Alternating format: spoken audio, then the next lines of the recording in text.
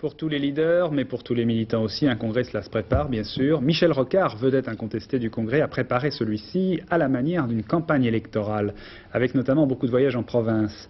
Une manière de vérifier sur le terrain si sa popularité est bien celle que détectent les sondages. Dominique Laurie, Didier Dahan. Cette image est trompeuse. Michel Rocard ne fête pas le succès de sa motion au congrès fédéraux, près de 29% des mandats, mais plus prosaïquement entouré d'élus bretons, il participe à une fête de la rose. Image symbolique tout de même. Il y a 3 semaines, il évoquait déjà une possible percée de son courant, mais il était loin d'imaginer un tel score. Un socialiste sur 3 est rocardien, dit-il, nous voilà sortis des placards.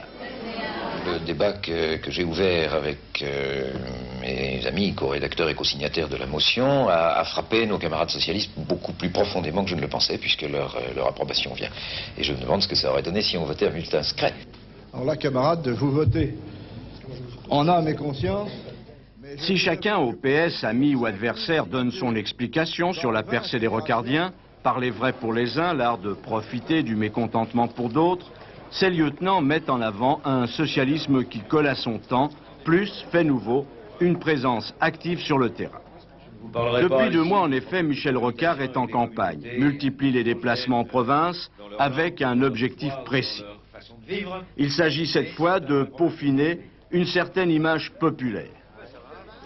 Les bains de foule n'effraient plus Michel Rocard et visiblement, le courant passe.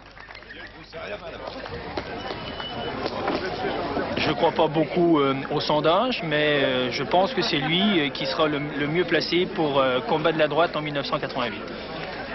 On n'explique pas un mouvement politique uniquement par la cote d'amour, hein, mais je crois qu'il y a de l'espoir avec lui.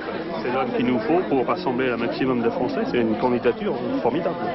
Depuis 1981... Du côté des cadres, au-delà de l'analyse politique, le ralliement de nombreux militants aux thèses rocardiennes a des causes bien précises. On ne nous a pas écoutés, nous l'avons parfois regretté.